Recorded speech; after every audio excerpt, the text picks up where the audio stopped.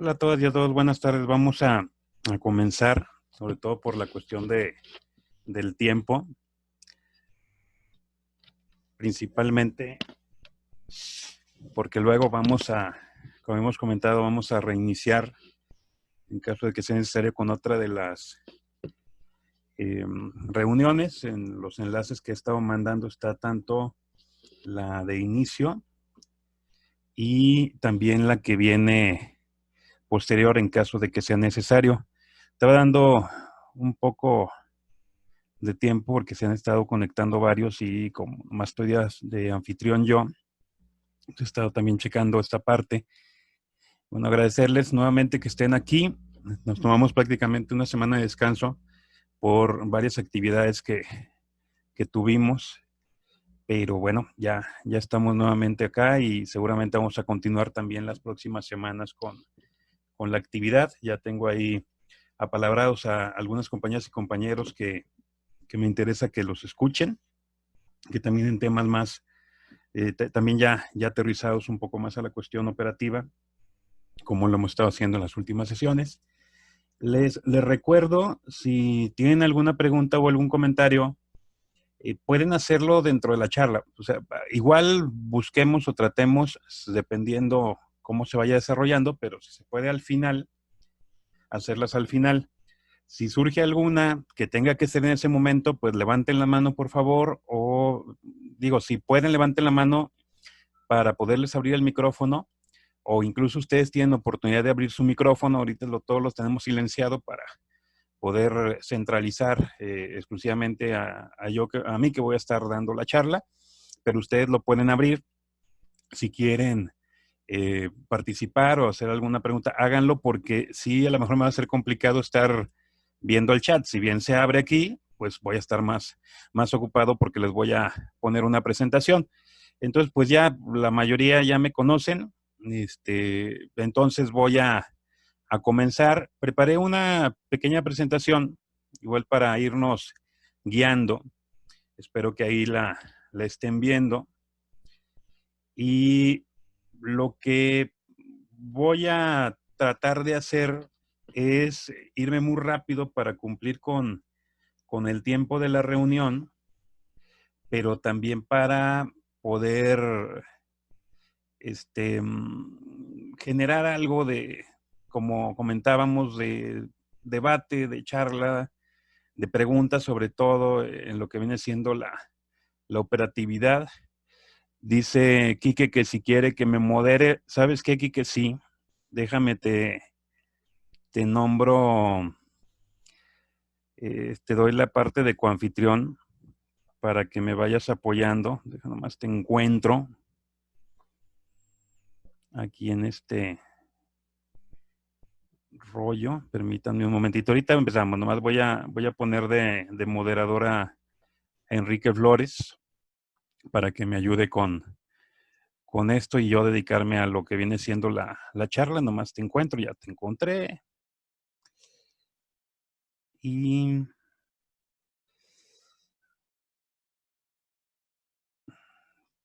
permíteme, Quique.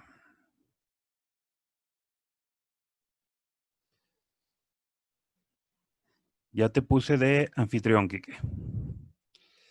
Entonces, para que tú me apoyes, por favor, ahí con la moderada, si hay alguna pregunta o algo por el estilo. Gracias. Entonces, ahora sí vamos a continuar. Perdón por la interrupción. Les decía, estuve preguntando, me habían estado pidiendo que yo diera una plática. No se crean que es autolike aquí haciendo la plática, que yo mismo salga. Varios del grupo y de otras personas que se han estado uniendo a las pláticas me pidieron que si pudiera dar una yo. Estuve ayer sondeando con algunas compañeras y compañeros los temas que pudieran aterrizarse. Salieron varios, algunos muy interesantes y que luego podemos tratar conmigo, con otras personas también, no hay problema de eso. Pero creo que uno de los que se me hizo más interesante para poder trabajar hoy es de lo que son estrategias de litigación respecto a prohibiciones de prueba. Hay muchas cuestiones en el aspecto de la estrategia de litigación oral, pero algo que hemos visto que genera mucha problemática incluso que lo llegué a platicar con Santiago, si lo recuerdan, que estuvo con nosotros, de hecho está aquí, vi hace un momento que se conectó, de Argentina, que platicó algo sobre las audiencias intermedias.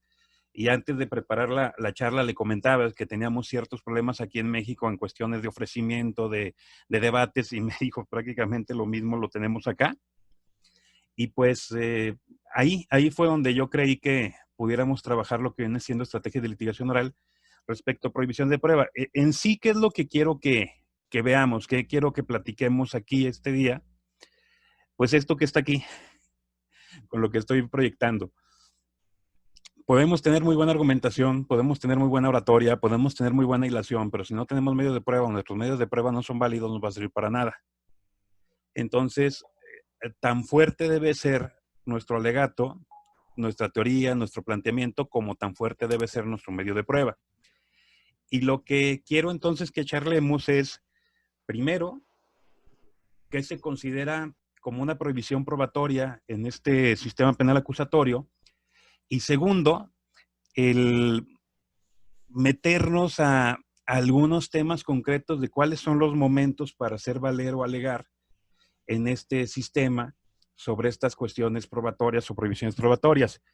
Voy a tomar algunos temas en forma genérica, que podemos comprender todo, pero en algunos puntos esenciales sí estoy hablando de lo que es el modelo mexicano. Sí me voy a enfocar al modelo mexicano, el que tenemos tanto a nivel constitucional como Código Nacional, y de algunos criterios que han estado saliendo a partir de la implementación en México desde antes de 2008 en otros estados, y que luego fueron o han sido estando retomándose por tribunales federales y en su caso por la primera sala de la Suprema Corte de Justicia de la Nación. Entonces, primer punto, recordar que en este sistema acusatorio trabajamos con una libertad probatoria. O sea, una de las características esenciales del modelo acusatorio es desatar las manos de los jueces, de las juezas y los jueces. Desatar las manos implica que no todo tenga que estar rígido o establecido en la ley para que los jueces simplemente se conviertan en aplicadores de la ley, porque para aplicadores de la ley pues necesitamos computadoras, no necesitamos personas. O sea, si queremos aplicar a rajatabla artículos o disposiciones normativas, no necesitaríamos personas, ni siquiera necesitaríamos litigantes. O sea, prácticamente mandaríamos el algoritmo con la información y el tribunal nos diría electrónicamente cuál era el fallo y las partes también. Entonces, como estamos hablando de una cuestión que está dentro de las ciencias sociales, obviamente en este aspecto la idea del modelo acusatorio es confiar en sus juezas y sus jueces. Y al confiar en ellos, como les decía, les desata las manos para que en forma libre interpreten, apliquen, con base a los principios determinen. El problema que estamos teniendo en México, y creo que en muchos países, no solamente en México, es que tenemos un sistema donde no se ha capacitado completamente, porque la capacitación es exclusiva en técnicas y poco de fondo, de sustento, y seguimos trabajando en que si la ley no lo dice, yo no lo puedo hacer y no me meto, y muchas veces la ignorancia se escuda en la regla. O sea, si yo no ignoro un principio, una dinámica, una técnica, entonces volteo a ver la regla que está en la ley, y si la ley no lo dice, pues entonces trato de escudarme en la ley para esconder mi ignorancia. Entonces ha pasado mucho que esto aterriza en la realidad y entonces el modelo acusatorio esté entremezclándose, como también ya lo han comentado varios compañeros previamente a mí, entre los que previamente movían el sistema y ahora quieren mover uno nuevo, pero con las categorías viejas, y pues no, es imposible llegar a esa parte.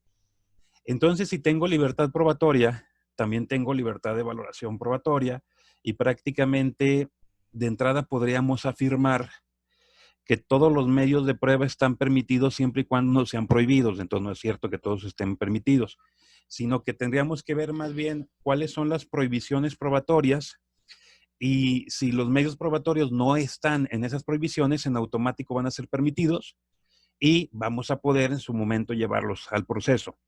Entonces, las prohibiciones básicas de prueba que tenemos, tanto a nivel de interpretación, de principios, de teoría, del Código Nacional de Procedimientos Penales, etcétera, son los que están viendo ahorita en la diapositiva. Si una prueba es impertinente, si una prueba es inútil, si una prueba es innecesaria, si una prueba es dilatoria, y la siguiente diapositiva vienen las pruebas ilícitas. La impertinencia se refiere, o su contrario es la pertinencia, o conducencia. Ya ven que el otro día estaban ahí en el grupo comentando que si pertinencia y conducencia, algunos sí lo distinguen, otros solo utilizan como términos sinónimos. Aquí lo vamos a trabajar como la pertinencia a una prueba. Un medio probatorio es pertinente pues, cuando tiene relación con el tema que se está tratando, o para lo cual se está ofertando o produciendo o llevando al proceso. Entonces, una prueba no va a ser permitida, vamos a decirlo así, dentro de la dinámica de los debates probatorios, porque no tiene relación o porque no tenga relación con la materia del juicio o el hecho o el tema que se está tratando. Por eso, retomando también unos puntos que ya habíamos visto previamente, y se los dice alguien que tiene corazón de defensor y que es más defensor que otra cosa, yo sigo sin entender cómo como defensores llegamos a los procesos a decir que nos vamos a reservar nuestras teorías del caso o que nos vamos a reservar, incluso llegan unos al absurdo de llegar a las audiencias de juicio a decir que se van a reservar los alegatos de apertura. Si yo me reservo mi teoría del caso o me reservo un alegato de apertura, pues ¿cómo va a ser pertinente la prueba que voy a ofrecer? Si la pertinencia es un juicio comparativo, o sea, yo tengo que ver el hecho que se está planteando en mi teoría del caso y entonces la prueba que estoy ofreciendo para comprobar esa teoría del caso, porque eso es básico. El objeto y finalidad de una prueba es comprobar el hecho que estoy alegando en el debate del litigio, no el dicho del testigo, no el dicho del perito, es el hecho. O sea, ¿qué parte de mis preguntas con las que construí mi narración del hecho quiero demostrar con esa prueba? Entonces, la pertinencia iría por ese lado. Una prueba es impertinente cuando no tiene relación con la materia del juicio, del hecho o del tema que se trate, porque recuerden que la teoría del caso no solamente se construye para ir a juicio, la teoría del caso se construye hasta para ir a una tutela de garantías porque el Ministerio Público no me da copias de la carpeta de investigación o porque el defensor me oculta sus testigos y no los puedo entrevistar. O sea, cualquier petición que se haga frente al juez necesita una herramienta que es teoría del caso porque no es más que el método científico aplicado a la cuestión operativa de este sistema. La inutilidad.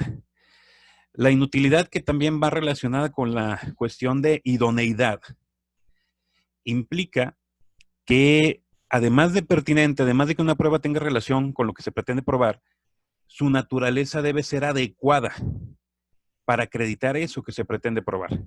Es decir, puedo tener muchas pruebas que son relacionadas con el hecho, pero por la técnica, la naturaleza, el contenido de ese mecanismo probatorio, no es el apto para demostrar lo que quiero demostrar.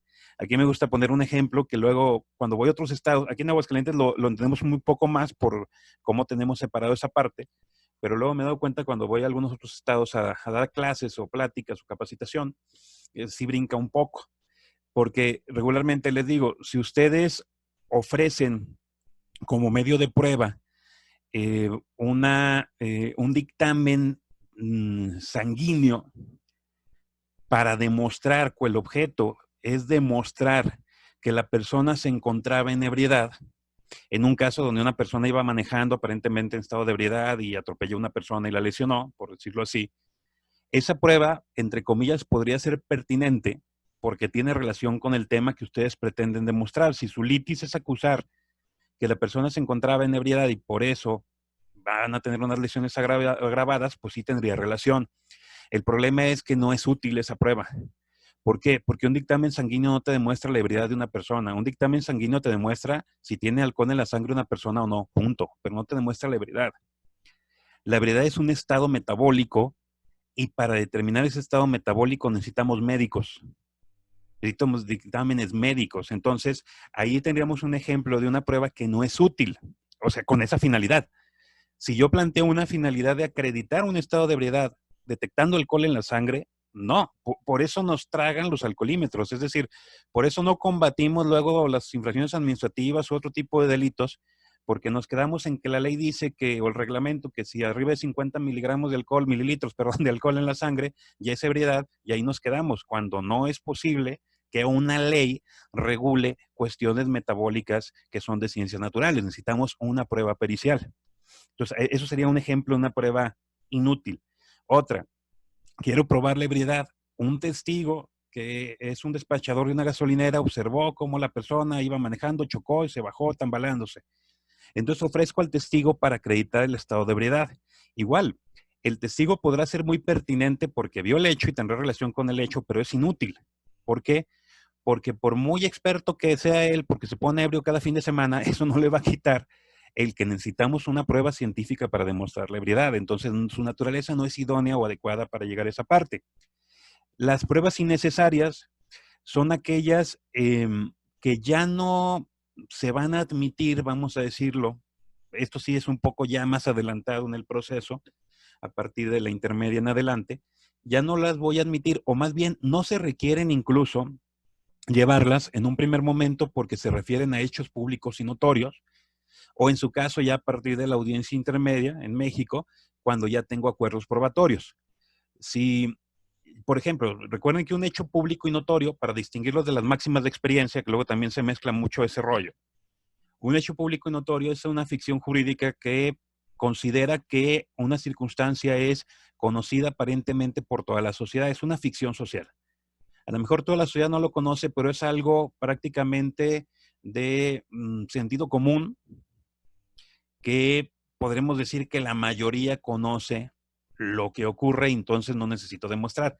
Por ejemplo, si estuviéramos en el caso de que para un hecho concreto en México tuviéramos que probar que el hecho ocurrió cuando el presidente de la República es el actual presidente Andrés Manuel López Obrador, no tendríamos que estar demostrando a través de informes a Secretaría de Gobernación o informes al Congreso o informes al Tribunal, al Instituto Federal Nacional Electoral, de cuándo le dieron la constancia de mayoría, etcétera. No, ya hay demasiados memes como para no saber quién es el presidente. O sea, eso es un hecho notorio.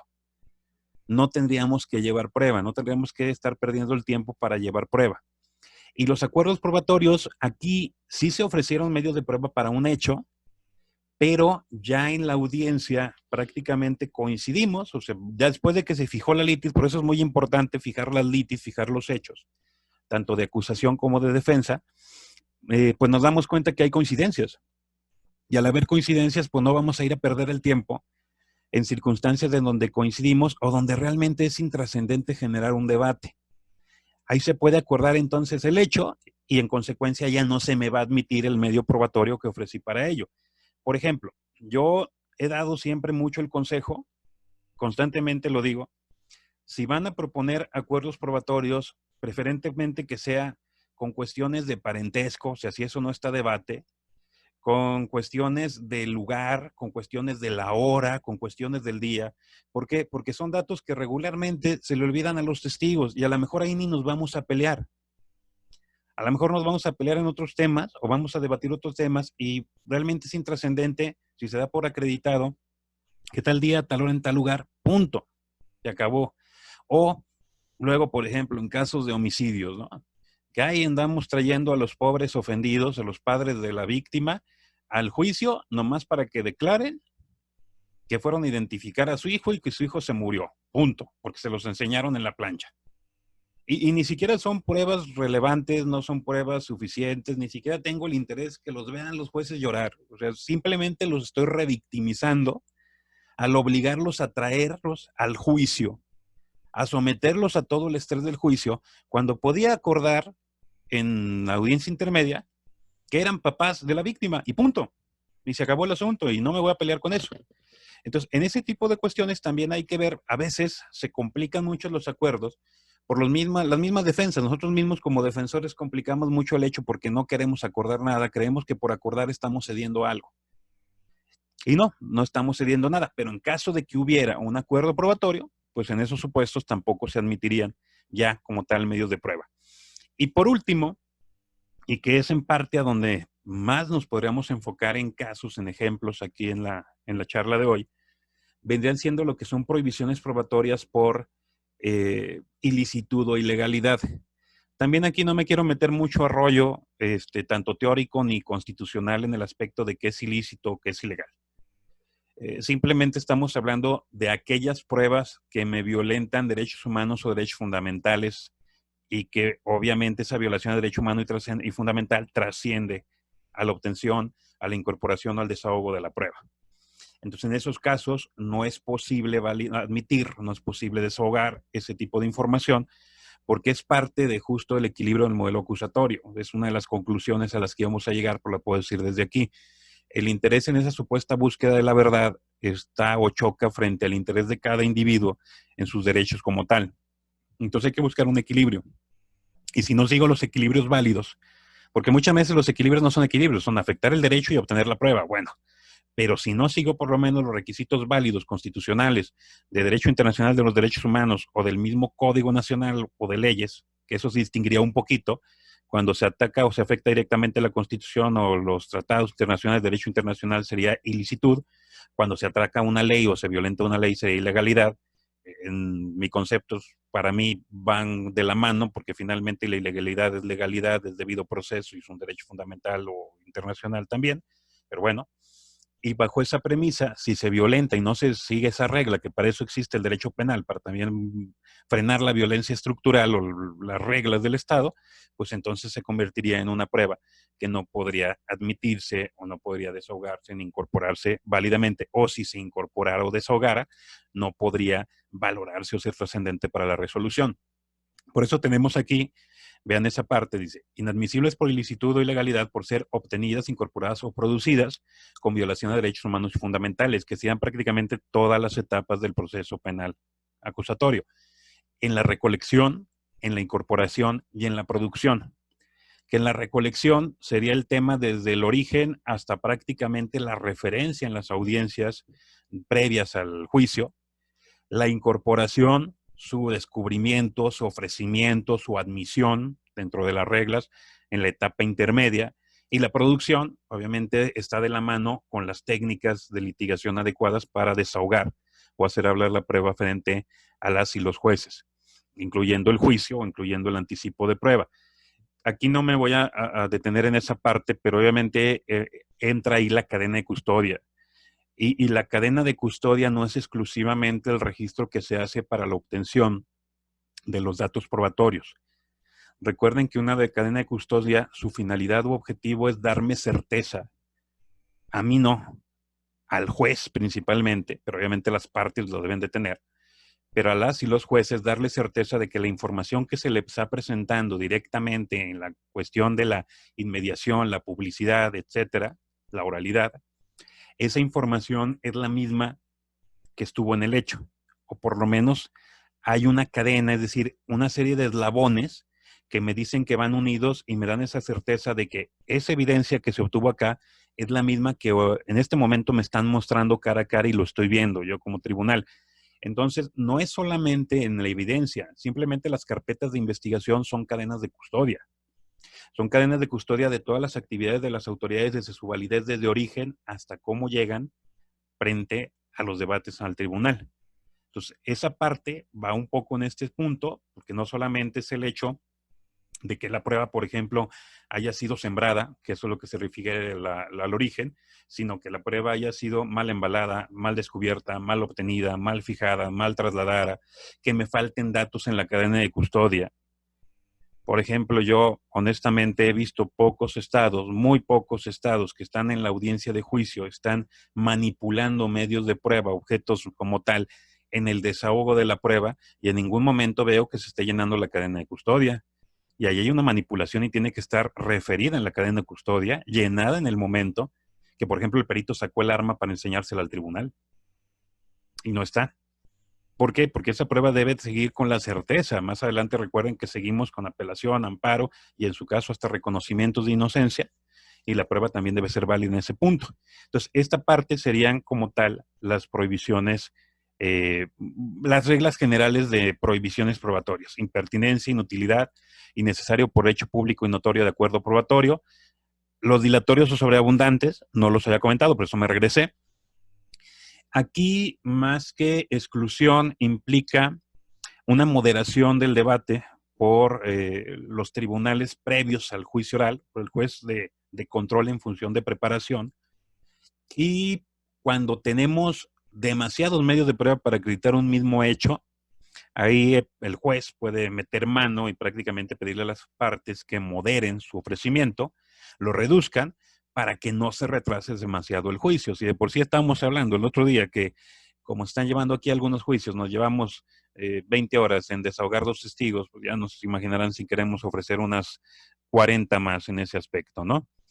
Entonces, en este aspecto, aquí lo que hace el tribunal o juez es, en un momento dado, determinar que hay un exceso de medios probatorios para un mismo hecho, y entonces cada quien decidirá cuáles son, de acuerdo a lo que el tribunal diga. Regularmente pide 2 o 3 medios probatorios testigos, por ejemplo, para un mismo hecho. Ya determinará cuáles por estrategia, sabiendo cuáles son sus mejores testigos, determinar cuáles son los que quieren que se admitan y los otros se retiran como tal, ¿no? No se admiten como tal. Ahí va a ser un punto importante que vamos a platicar en el ofrecimiento cuando establecemos el objeto y finalidad. Porque si en el objeto y finalidad de la prueba ofrecemos 5 testigos y prácticamente nomás copiamos y pegamos lo que pusimos al primer testigo en todos los demás, estamos echándonos la soga al cuello porque estamos generando sobreabundancia en la prueba y puede que los testigos digan más cosas de lo que han estado copiando y pegando del primero. Porque luego parecemos como si estamos en la sede de investigación, ¿no? O sede de informes policiales. Vean la mayoría de los informes policiales. Tenemos 2 declaraciones de policía, son exactamente igual con las mismas palabras. ¿Por qué? Porque nomás copian y pegan.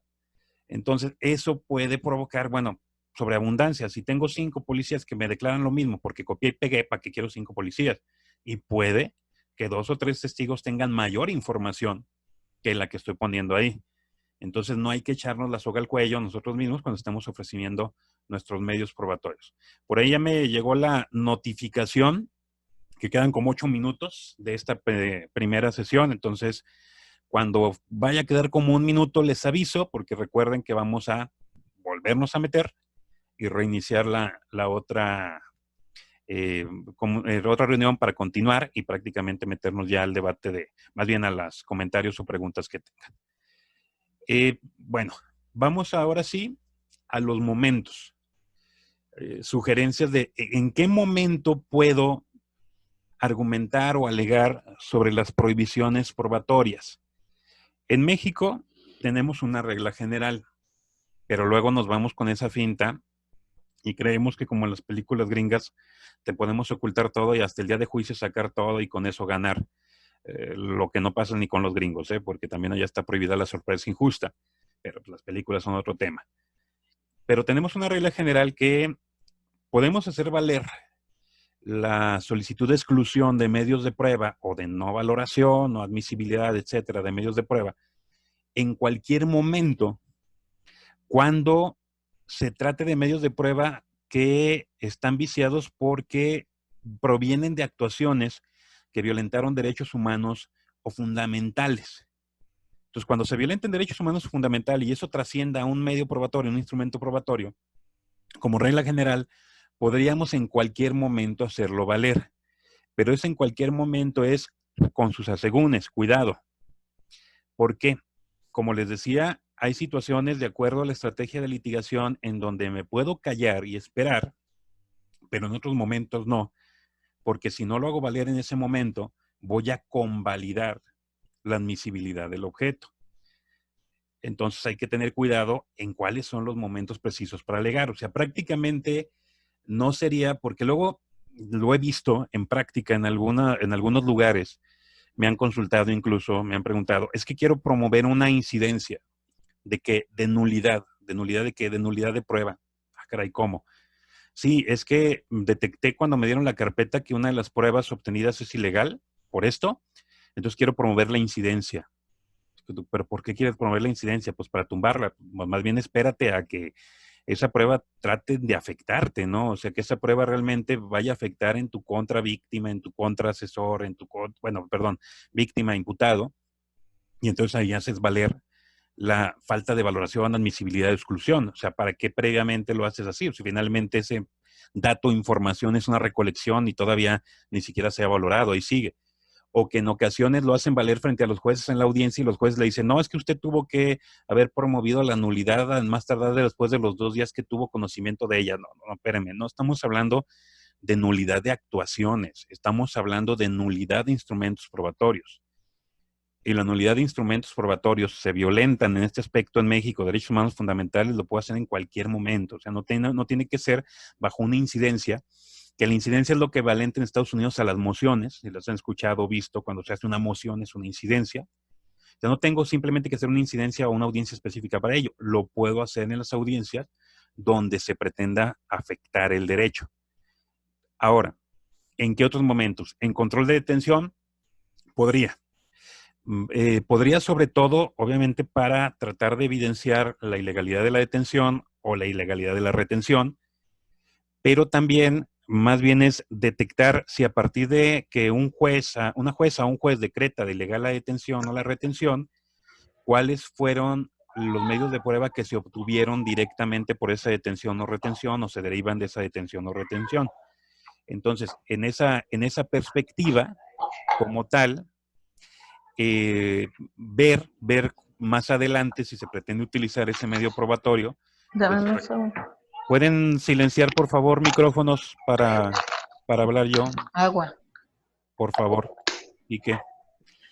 Entonces, bajo esa... Eso iba a solicitar yo ahorita y te quería avisar de que quedan 3 minutos Sí. y hay el Lic Gonzalo Francisco Reyes está levantando la mano.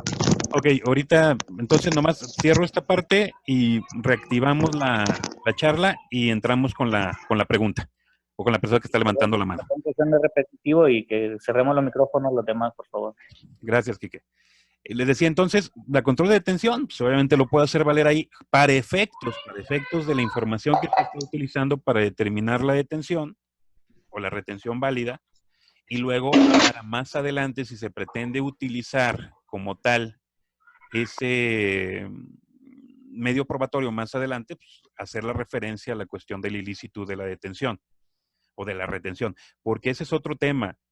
El que la Corte, por ejemplo, aquí en México, haya indicado que las indebidas actuaciones en la retención o la ilegal retención no hace ilegal la detención, tiene toda la razón. Entiendo que la detención es una y la retención es otra. Más bien ahí lo que tenemos son malos argumentos de defensa que tratan de alegar problemas en la retención para que se decrete de ilegal la detención, cuando lo que tengo que alegar es problemas en la retención para que se decrete de ilegal la misma retención, no la detención. Porque si no, sí estoy manteniendo un delito en la indebida retención como juez al permitir que la persona siga detenida. Pero sobre todo, también una ilegal retención o un decretar una ilegal retención, aunque se mantenga la detención, me puede ayudar a luego tratar de excluir instrumento o información probatoria que se dé por esa ilegal retención. O sea, no solamente basarme en la pura legal detención como tal. Entonces, insisto, en esa parte tendríamos que ver la cuestión en estricto sentido de en qué momento voy a hacer valer esa detención o ese argumento de la detención. En la vinculación a proceso, obviamente tendríamos que analizar tanto desde las dos perspectivas, como de fiscal como de defensa, si los instrumentos probatorios que se quieren referenciar, porque por mucho que se diga que no es una valoración y que los jueces no valoran datos de prueba y bla, bla, bla, pues sí, en el discurso dirán lo que quieran, pero en el momento en que un juez ve si hay indicios de probabilidad de que un hecho existe o que una persona posiblemente lo cometió, está haciendo un juicio de valor porque está haciendo una comparación y un razonamiento es un juicio de valor. Es algo que tampoco se ha entendido en este esquema acusatorio. La principal regla probatoria es el razonamiento. Y entonces, cuando yo hago un comparativo de silogismos, lo que me presenta el MP como hecho y me referencia a datos de prueba, o me presenta el defensor como hecho y me referencia a datos de prueba, en el momento en que yo hago el razonamiento juez de ver si coinciden o no coinciden, estoy valorando datos de prueba. Eso es lo malo que tenemos en México, que estamos en un mini juicio y valorando información como en el sistema tradicional. Pues bueno, ahí sí, obviamente, tanto si yo MP estoy ofreciendo medios de prueba, valorar o ver si mis datos de prueba es una prueba válida y la defensa lo mismo, pero sobre todo ver en qué momento aquí en la vinculación, si me conviene o no alegar o argumentar. Vamos en este momento a pausar porque ya se va a acabar la sesión. Reactivamos, les pido se conecten nuevamente y ahorita continuamos. Ya de todos modos hice captura de pantalla de las preguntas que están haciendo, pero no quiero que nos vayamos sin la idea. Continuamos entonces.